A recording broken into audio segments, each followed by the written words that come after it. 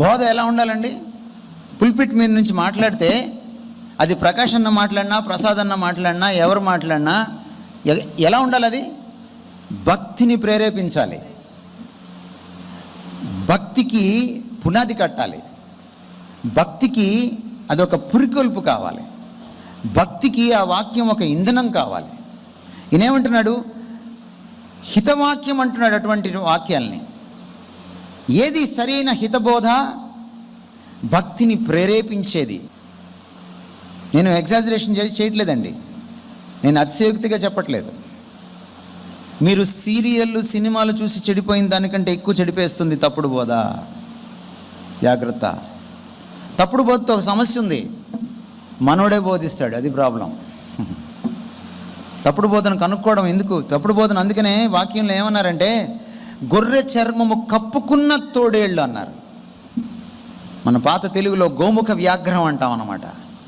గోముఖ వ్యాఘ్రం అంటే లోపలేమో పులి, బయటేమో గోవు చర్మం కప్పుకొని వస్తుందన్నమాట, గోవు ముఖం వేసుకొని వస్తుందన్నమాట. తప్పుడు బోధకులను ఎందుకు అనుకోలేమంటే వాళ్ళు మంచి ముఖాలతో వస్తారు, అది ప్రాబ్లం. అందుకని తప్పుడు బోధకులు వీళ్ళకంటే, సినిమా వాళ్ళకంటే ఘోరమైన వాళ్ళు మిమ్మల్ని దేవుని దగ్గర నుంచి లాక్కెళ్ళిపోతారు. మీరు మనోడే అనుకుంటారు. మోసం ఎప్పుడు పోతామండి? మోసం అనేది ఎవరి దగ్గర పోతాం మనం చెప్పండి? మోసానికి ముందు ఒకటి ఉంటుందండి, పోలీసు వారికి బాగా తెలుసు. మోసానికి ముందు ఒకటి ఉంటుంది. నాశనానికి ముందు గర్వం నడిచినట్టు మోసానికి ముందు ఒకటి నడుస్తుంది. ఏంటో తెలుసు? అది నమ్మకం. నమ్మకం సార్. ఎన్నిసార్లు చెప్తుంటుంది ప్రభుత్వం, పోలీసు వాళ్ళు చెప్తూ ఉంటారు, మీకు ఎవరైనా ఫోన్ చేస్తే నమ్మొద్దు అని. వాళ్ళు ఫోన్ చేస్తారు, వీళ్ళు నమ్ముతారు, ఓ 10 లక్షలు పోగొట్టుకుంటారు, అప్పుడు వెళ్తారు పోలీస్ స్టేషన్కి.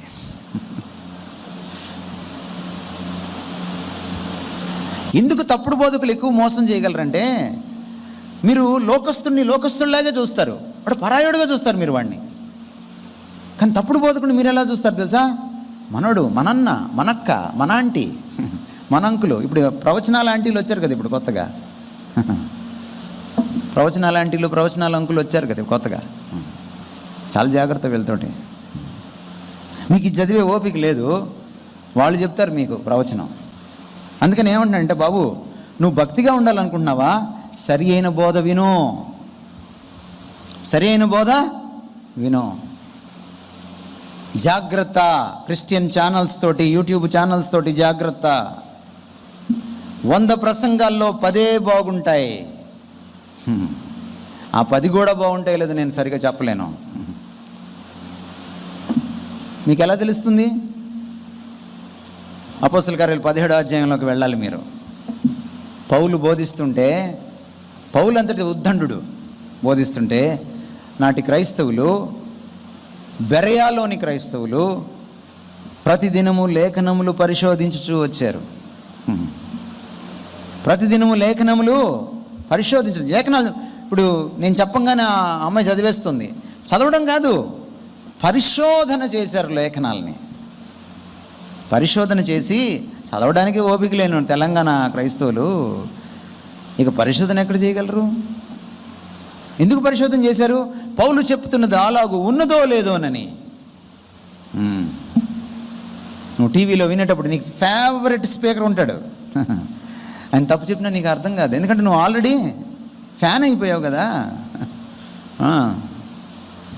నువ్వు ఫ్యాన్ అయిపోయిన తర్వాత ఇంకేముంటుంది? ఆయన తప్పు చెప్తే నీకు అర్థం కాదు. అమ్మా అన్న చెప్పాడు, వాక్యం చెప్పింది కాదు, అమ్మా అన్న చెప్పాడు. అన్న బూతులు మాట్లాడినా, ఏంటన్నా అన్న అంత మంచి వాక్యం చెప్తుంటే ఆ ఒక్క పాయింట్ పట్టుకుంటావు ఏంటన్నా నువ్వు? అన్న దరిద్రమైన లాంగ్వేజ్ అన్న వాడని, అన్న ఏమైనా చెప్పని, అన్న పళ్ళు కొరకని, నీకు అన్నంటే ఇష్టం కదా, అందుకని నీకు బాగుంటుంది. జాగ్రత్త. నువ్వెప్పుడైతే దైవజనుకి, దైవజనురాళ్ళకి ఫ్యాన్ అయిపోతావో నీకు భక్తి పోయినట్టే. వాళ్ళు విగ్రహం అయిపోయి కూర్చుంటారు నీ గుండెల్లో. విగ్రహారాధన వ్యభిచారంతో సమానం దేవుడికి, గుర్తుపెట్టుకో. నువ్వు పూజించాల్సింది దేవుడినే తప్ప దైవజనుడిని కాదు. గౌరవించు, బట్ పూజించుకో. నీకు ఇష్టమైన దైవజనుడు, నీకు అతి ఇష్టమైన దైవజనుడు వాక్యం చెప్తుంటే కూడా నువ్వు వాక్య విమర్శ చేయకపోతే నువ్వు భక్తికి దూరం అయ్యే అవకాశం ఉంది. అంత్య దినాల్లో ఉన్నాం. ఆధ్యాత్మిక వ్యాయామం ప్రార్థనలో జరగాలి. ఇది జరిగినప్పుడు ఏమవుతుందంటే భక్తిని మనం సాధకం చేసుకోవడానికి వీలవుతుంది. నా మష్టంతా పోయేదాకా నేను ప్రార్థన చేయాలి.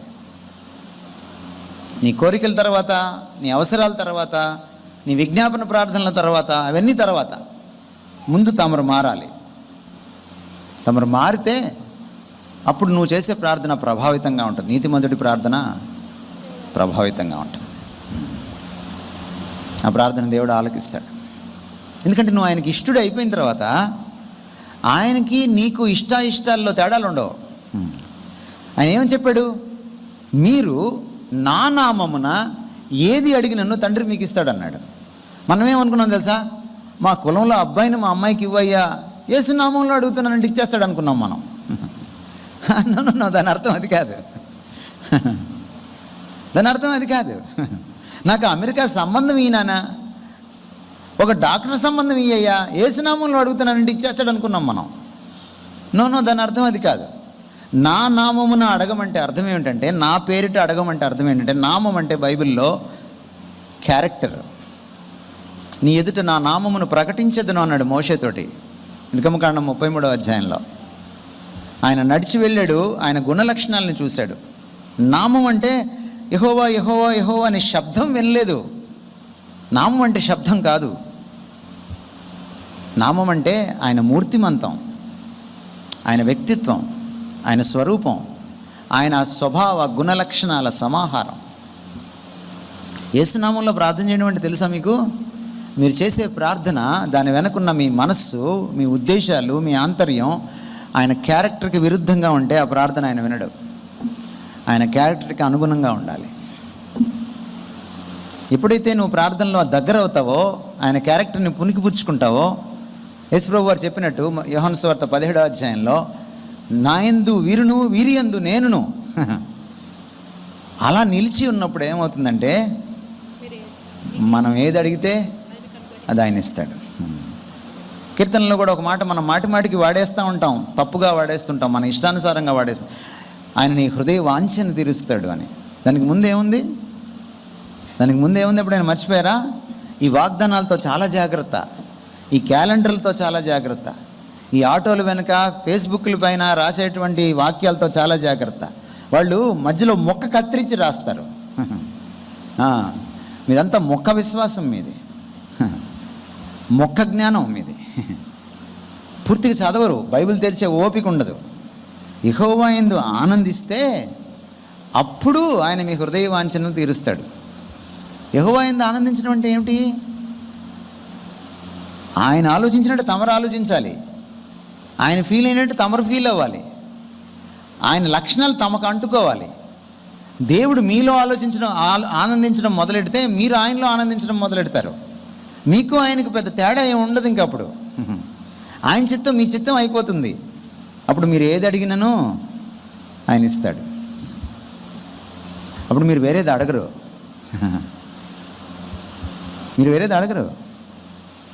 మీరు ఆ స్థాయికి వెళ్ళిపోయిన తర్వాత మా అమ్మాయికి మా కులం అబ్బాయిని ఇవ్వమని అడగరు. మీరు తెలంగాణ అబ్బాయినే చేసుకుంటానని అనరు. వాక్య ధ్యానం ద్వారా, పారాయణం ద్వారా, ప్రార్థనలో దేవునితో ఏకాంతంగా సమయం గడపడం ద్వారా భక్తిని సాధకం చేసుకోవాలి. అది వెంటనే అబ్బదు.